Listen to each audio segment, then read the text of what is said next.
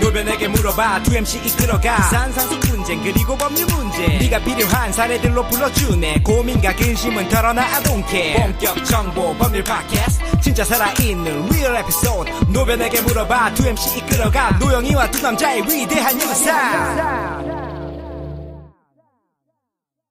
북한에서 날아온 소송장. 저는 북한 주민입니다. 물론 지금도 북한에서 거주합니다.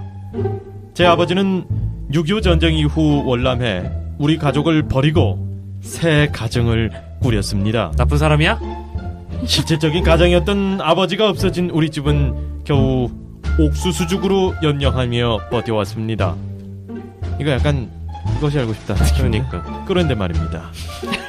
그러던 어느 날 남한에 있는 아버지 그리고 아버지가 소유한 재산에 대해 상속 소송이 가능하다는 얘기를 들었습니다. 그 길로 남한에 있는 아버지에게 친자 확인 및 상속 회복 소송을 제기했습니다. 어렵게. 사실 남한에서 행복하게 새 가정을 꾸려서 살고 있는 아버지가 야속하기도 했습니다. 저는 아버지에게 상속 재산을 받을 수 있게 되는 걸까요? 아닌 걸까요?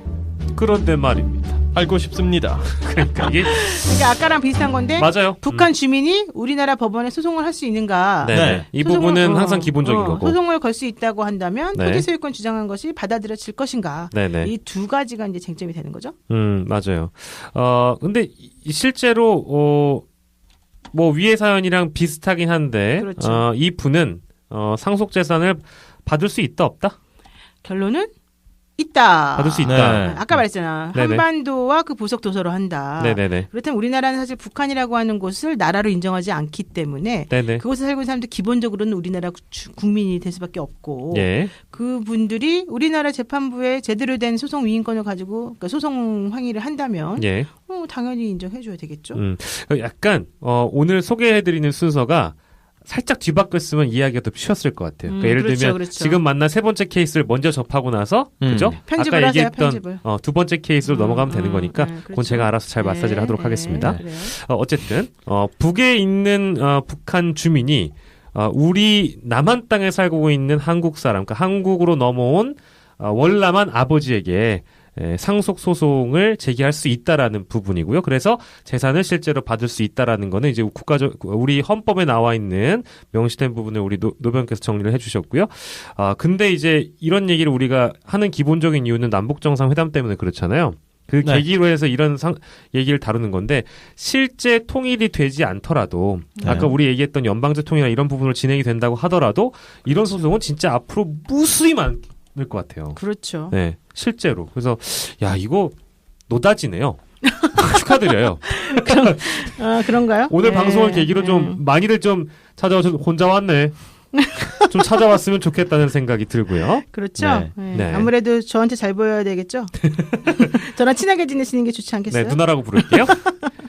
그럽시다. 예, 네. 사실은 이제 뭐 이게 뭐 간단한 얘기도 아니고 뭐 이 블루오션이라고 우리가 표현을 했지만 사실 가족끼리 가슴 찢어지는 얘기고 이 분단 체제 때문에 맞습니다. 생사람 잡는 얘기예요, 사실은. 맞습니다. 예. 맞습니다. 뭐 이런 식의 이제 사례라도 한번 접할 수 있게 된 것도 예. 사실은 이제 이번에 그 평화 분위기가 네.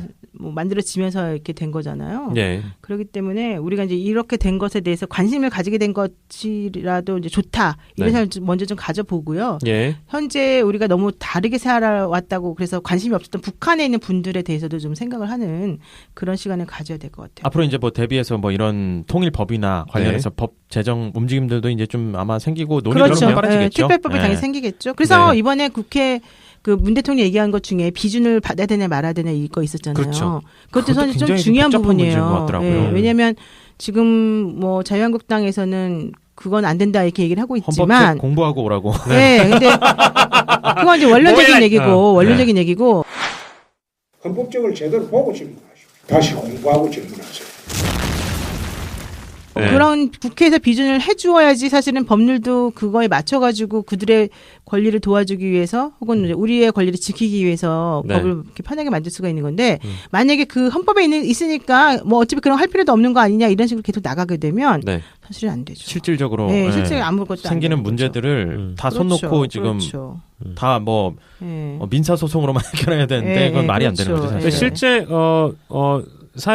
이 사안을 좀 정리하기 위해서 국회 비준에 대한 필요성 그렇죠. 또 좀 정리를 해주시고 국회 비준은 무엇인지를 우리 좀 짚고 넘어가도록 하죠. 지금요? 네, 지금요. 네, 네, 아니, 그러니까 국회 비준도 사실은 그 홍 대표가 얘기할 때 헌법책을 보고하라 하는 그 취지의 그분들의 논리는 네, 아니 북한은 국가가 아니라 우리 영토를 불법적으로 점거하고 있는 네, 세력인데 그렇지. 그 세력하고 한 어떤 정상회담에 이런 거를 법적으로 비준 받는 국회가- 거가 말이 안 된다. 이 헌법에 그치. 어긋나는 거다. 근데 헌법학자들이나 법학자분들 사이에서도 조금씩 이견들이 있는 것 같아요. 법리적 해석이 좀 네, 나뉘는 법리적 경우가 있는 해석이. 것 같더라고요. 그래서 이제 특별법 제정이나 이런 부분들이 좀 필요하다는 거고 그러니까 국회 이제 비준 동의를 받고 그것이 제도화되고 이 판문점 선언에 대한 효력들이 생겨야 공식적으로 생겨야 앞으로 추진하는 모든 사업들이나 네, 이런 부분들에 있어서 법적 효력을 갖고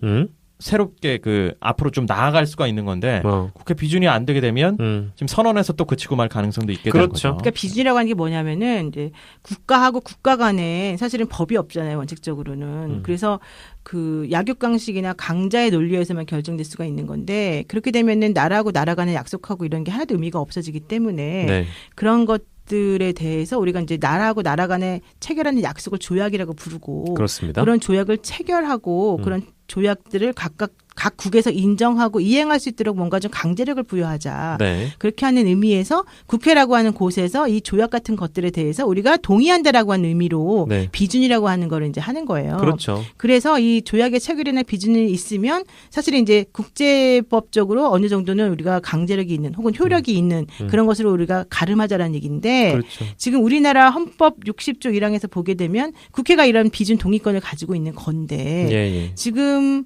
만약에 이번에 북한하고 우리하고 간에 평화 뭐 선언했던 것들에 대해서 비준을 만약에 해주게 되면 예. 국가를 인정하는 게 되죠. 그거를 네. 북한의 국가를 인정하는 거기 때문에 안 된다라고 하는 게 헌법에 이제 해치된다 그게 이겠죠. 바로 이제 북한의 자유한국당의 입장인 것이고. 근데 네. 아마 뭐 이런 것들은 국회에 공을 넘겼을 때 국회 비준 동의를 구하는 제스처를 취했을 때 어느 정도 예상했던 반발이었을 거예요. 왜냐하면 당연히 그렇죠. 보수 야당 쪽에서는 이것을 비준에 동의하게 되면 자기들이 갖고 있는 기존 노선 자체가 무너져 버리기 때문에 기존 지지층 자체가 북한 자체를 국가로 인정하지 않는 사람들이 자기들을 지지하는데 그렇죠. 그걸 이제 동의를 해줌과 동시에 이제 자기 지지 세력을 잃게 되거든요. 그러니까 지방선거를 앞두고서 이건 당연히 예상했던 거고 네. 다만 이제 절차적인 것만 짚어보면 국회 비준동의라는 것은 국민이 권한을 위임한 국회의원들이 모인 그 집단에서 네. 이걸 동의해 줌으로써 아까 얘기하셨던 조약이나 이런 거에 무게가 실린다는 거죠. 그래서 네. 필요하긴 그렇죠. 한데 안건 자체가 남북 정상회담 안건이기 때문에 이건 불을 보듯 뻔한 리액션이었다. 요 정도로 저희가 정리하고요. 네. 시간 관계상 네 네. 번째 사연으로 넘어가도록 하죠. 네. 여러분께서는 지금 노영이와 두 남자의 위대한 유산을 듣고 계십니다. 남과 북은 가까워지는데 남과 여는 멀어진다. 이게 무슨 말이에요? 피처링 만국 공통 남녀 문제. 저는 북한에서 건너와 남한에 정착한 여성입니다. 42살이고요. 저는 남한에 오래 살았기 때문에 북한말을 쓰지 않습니다. 네. 원래 저는 북한에서는 가정을 꾸리고 있었죠. 남편과 아들이 있었습니다. 아이고 아들 보고 싶다. 근데 남편과 나는 시차를 두고 탈북을 하기로 처음에 약속을 했고 네. 그래서 아이와 먼저 탈북을 하게 됐습니다. 2013년에 아이와 함께 탈북에 성공을 했고 2015년에 한국에 들어왔죠. 하지만 너무 슬프게도 남편은 더 이상 소식이 닿지 않았어요. 살아있는 건지 탈북은 한 건지 딴 여자랑 결혼했는지 생사도 알 수 없고 그 다음 소식을 하나도 모르게 된 거예요. 연락도 닿지 않는 남편을 기다리느니 어떻게 해야 돼요? 먹고 살아야 되지 않습니까? 그렇습니다. 남한에 정착해 일도 하고 새로운 사람을 만나야 됩니다. 그렇다면 어떻게 해야 돼요? 이혼을 해야 됩니까? 어떻게 해야 됩니까? 아까 말한 중혼의 문제가 또 나오는 거예요.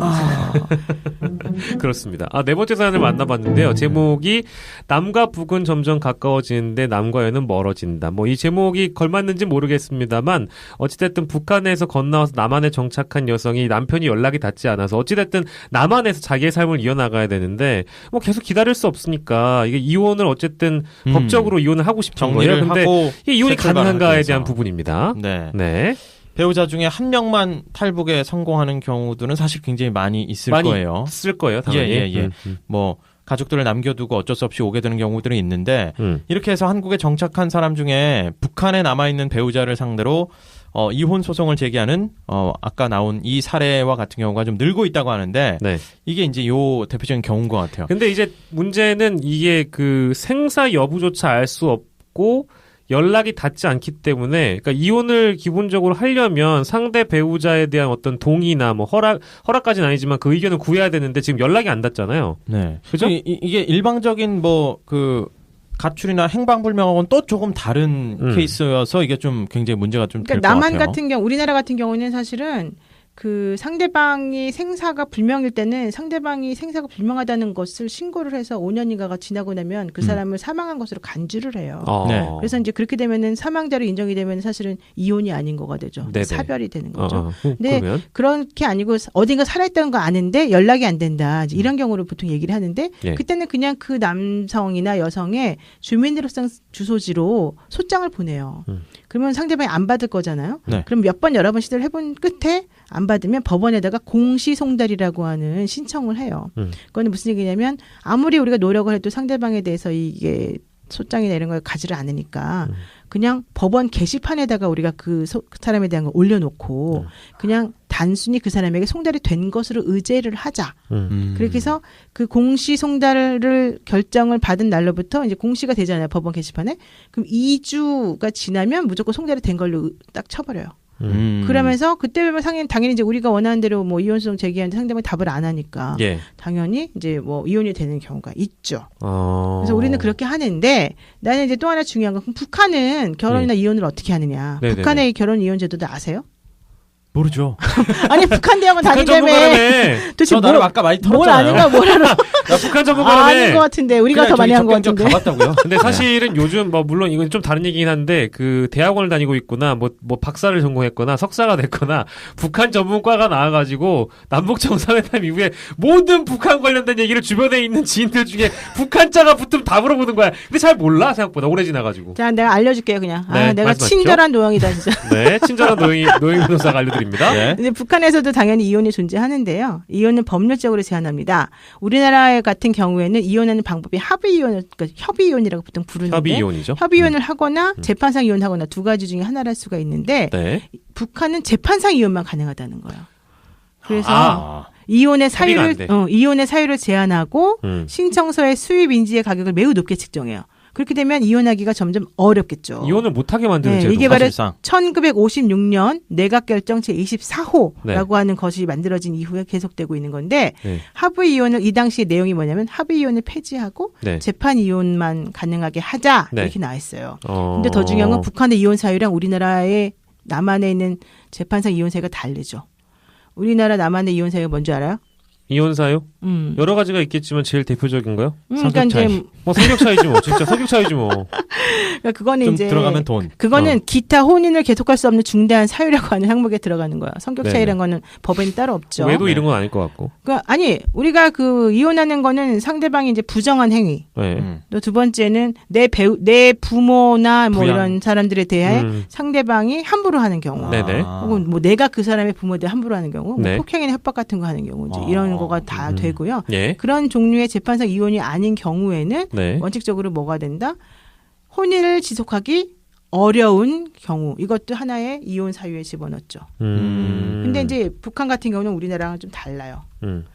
사실은 그 북한이 지금 재판 이혼만 가능한 상황이면 지금 이 케이스에서는 남쪽에 있는 지금 이 사연자가 42살이신 남한에 정착한 여성이 연락도 닿지 않는 그를 실제 찾는다고 하더라도 이혼이 불가능한 거 아니에요? 그러니까 이제 일단 거기까지 가기 전에 네네. 다시 정리를 해줄게요. 우리나라의 재판상 이혼은 배우자의 부정행위가 말한 거, 네. 악의의 유기, 그러니까 돌보지 않고 이제 내버려두는 거, 배우자 또는 그 직계 존속에 의한 부당한 대우, 네. 또 자기의 직계 존속에 대한 부당한 대우, 네. 3년 이상의 생사 불명이 들어 있어요. 우리나라에는. 네. 그렇기 때문에 그럼 아까 요거는 말한 사연과 케이스가 백감이 되겠네요. 그 케이스가 우리나라 사람이라면 되는 거예요. 되는데. 3년 이상 그치, 생사 그치. 불명이니까. 네네네. 또 하나는 기타 혼인을 계속하기 어려운 사유인지 이렇게 돼 있는데 네네. 북한 같은 경우에는 어떻게 돼 있느냐 하면 북한의 경우에는 북한의 경우에는 출신 성분이 나쁜 것으로 판명되는 경우에 이혼한대요. 그 경우가 29%. 출신 성분. 출신 성분이. 또 두 번째, 신념이나 당성이 불일치하면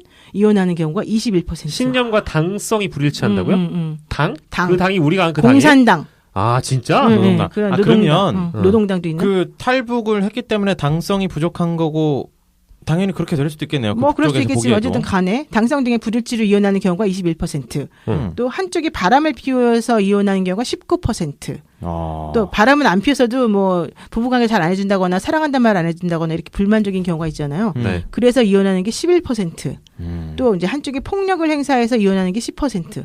더 웃긴 건 자녀가 없다고 이혼하는 경우도 있대요. 9%나 된대요. 개인적인 문제보다는 출신 성분이나 기타 이유로 이혼하는 경우가 많다. 예. 합의 합의 이혼이 불가능하고 재판에 이혼만이 가능하기 때문에 이런 일이 벌어질 수밖에 없다.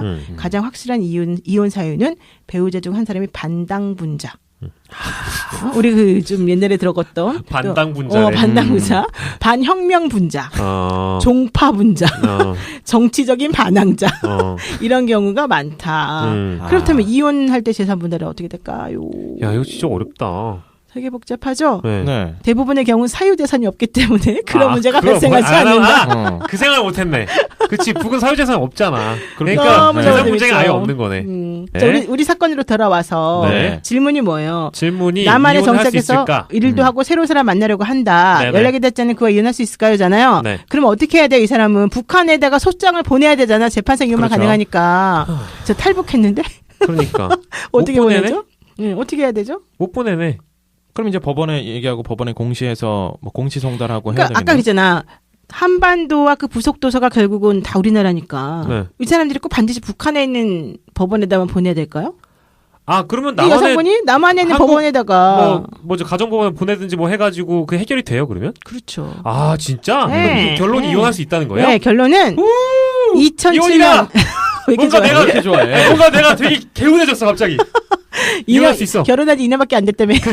아니 그러니까 이분 케이스에서 이혼한다니 정말 다행이다. 예, 새로운 사랑 해야죠. 예, 어쨌든 중요한 거는 예전에 북한 이탈 주민 보호법이라고 하는 게 이제 우리나라에 있는데 아. 이게 개정되기 전에는 탈북자가 북한 내 배우자를 상대로 이혼을 청구할 수 없었다. 네. 왜냐하면 배우자 출석을 이혼 소송의 필수 요소로 규정했기 때문에. 음. 그러나 법이 2007년 2월에 바뀌었다. 네. 어떻게 바뀌었냐? 탈북자는 2개월간 대법원 홈페이지에 이혼 소장을 게재하는 공시송달 절차를 거쳐 네. 배우자가 재판에 출석하지 않아도 이혼할 수 있게 되었고 예. 점차 이런 소송이 늘고 있다. 아 이해됩니다. 그러니까 아까 말했던 우리 그 케이스 네네네. 그 100억 재산을 잃은 윤 씨 같은 경우는 네네. 북한에 있는 부인하고 이혼을 안 한 상태에서 이런 거 하나도 안 했잖아요. 그러네. 아까 북한 이탈주민 보호법이 어떻게 된다 그랬어요.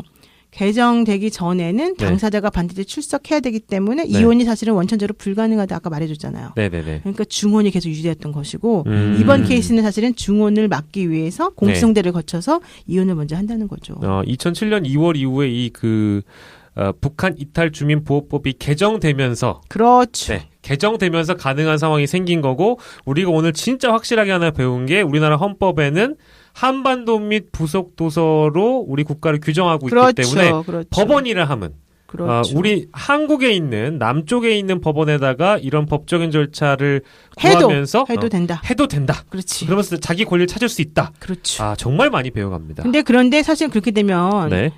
왜 뭘 많이 배워가요. 많이 배워가지고 본인이 지금- 너무 이혼한테 집착해서 그거 그래. 왜냐하면 그 상대방 입장을 생각해야지 항상. 그럼 네. 북한의 사람들은 사실은 우리가 마음대로 그냥 이혼하면 이혼 당해야 돼요? 그러면 그쪽 그러게. 근데 지금 이 경우에는 생사를 모르니까 이런 걸 택하는 그래서 거고. 내가 하나 더 팁을 알려줄게요. Let's go. 나 너무 친절한 노영희 변호사라고 꼭 너무나 말해줘. 친절한 노영희 변호사입니다. 네, 근데 더 중요한 건 공시송달에 의해서 그렇게 이혼이 되고 나면 네. 나중에 상대방이 그걸 알았을 때 네.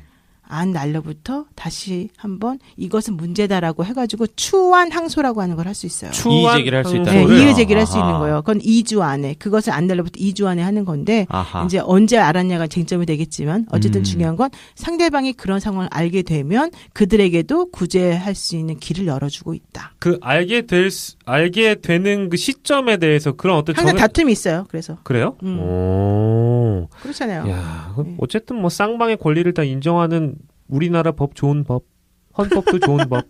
과연 그렇습니다. 과연 그럴까요? 네. 뭐 법대로 하는 게 네. 사실 쉽지 않은 이게 건데. 막 이 쉬운 얘기는 아니고 그리고 가정사나 가족사나 이런 게 뭐 여러 가지로 얽혀드는 거기 때문에 우리가 네. 아까 좀 이렇게 좀 가볍게 말씀드리려고 조금 시작했는데. 이제 극화도 했고 케이스도 말씀드렸지만 사실은 이거는 쉽게 말씀드릴 건 아니고 혹시 그렇죠. 들으시는 분 중에 불편하신 분들이 음. 계시다면 이거는 저희가 좀 쉽게 전달하기 위해서 예. 극화했다는 거. 일단 다시 용서를 한번. 구하고 변명은 나중에 하죠. 네. 죄송합니다. 그렇죠. 예, 저희가 네. 재미를 위해서 극화한 거니까 네, 죄송합니다. 이해해 주시고. 네. 11년 만에 열린 남북 정상회담 기념하면서 오늘 조금은 어려웠지만 북한과 관련한 법률 케이스를 알아봤어요. 네, 이제 뭐 먼 나라 얘기가 아니라 통일이 심리적으로는 적어도 가까워지는 것처럼 느껴지기 때문에 혹시 우리가 원하는 이제 통일이 되지 않더라도 네. 어느 정도 체제 안전보장 체제로 이어가지고 서로 뭐 국가 연합 형태로 간다 하더라도 네. 이런 소송들은 분명히 우리가 서로 교류가 있는 한 교류가 생기면 이런 소송들은 증가할 것 같습니다. 네. 예, 맞습니다. 그래서 정말 변호사 업계에서도 그 미래를, 그 먼 미래를 대비해서 블루오션을 제가 통일법 아카데미를 공부했다는 거. 그리고 다시 한번 강조해드려요. 예, 북한과 관련한 공부를 엄청나게 많이 하고 있다는 거. 네. 네, 이거를 좀 잊지 말아주세요. 네. 심리학 박사도 심리학 수료하셨기 박사, 때문에 이제 통일학 우리가 박사도 만들어야 모든 걸 다 돼. 물어볼 수 네, 있습니다. 다시 한번 정리해보죠. 심리학 박사 수료, 그다음에 통일법 아카데미 수료, 드라마 작가 전문반 수료, 전문반 수료. 그다음에 부동산 박사과정. 아 진짜로요? 아, 부동산 내가- 박사도 있었어요? 여러 번 말해줬는데 이거 봐 이렇다니까. 아 그건 깜빡했어요. 그리고 부동산 내가 박사. 그- 너무 많은 그리고 저기 학위가 있습니다. 내가 영재연구소도 전문 소장이었잖아요 옛날에. 대학 강사도 10년 동안 하고. 엄청난 디그리를 다 소유하고 계신 진짜. 왜냐면 이건 되게 좀 자랑해야 돼. 네. 옛날에 김영삼 대통령이 예. 그 대통령 하던 시절에 네. 그 댁에 내가 그 손자를 가르쳤잖아요. 아 그 진짜요? 그 영재 YS 아이를, 그 손자를요? 영재를. 와. 아, 여러분들께서는 제가 이런 사람이에요. 네 VIP의 핏줄을 가르쳤던. 에듀케이션 네. 가르치셨던 네. 노영희 변호사와 성민아 미안하다. 내가 너를 이렇게 팔아먹는구나. 함께했습니다. 네. 어찌됐든 오늘 방송 마무리할게요. 8천만 결회가 우리 팟캐스트를 듣는 날까지 저희 쭉 갈 거고요. 위대한 유산 노영희와 두 남자의 위대한 유산 세 번째 시간 함께했습니다. 여러분 저희는 다음 주에 다시 돌아올게요. 안녕. 안녕. 노영희 변호사 위대한 유산 상속 많은 것이 궁금한 두 남자가 거대한 비밀의 문을 연다. 노영희와 두 남자의 위대한 유산 어렵고 복잡한 유산 상속해답. 노영희와 두 남자의 위대한 유산 누구도 몰랐던 사례의 대답. 노영희와 두 남자의 위대한 유산 이 문제를 해결할 길이 보인다. 노영희와 두 남자의 위대한 유산 상속 팟캐스트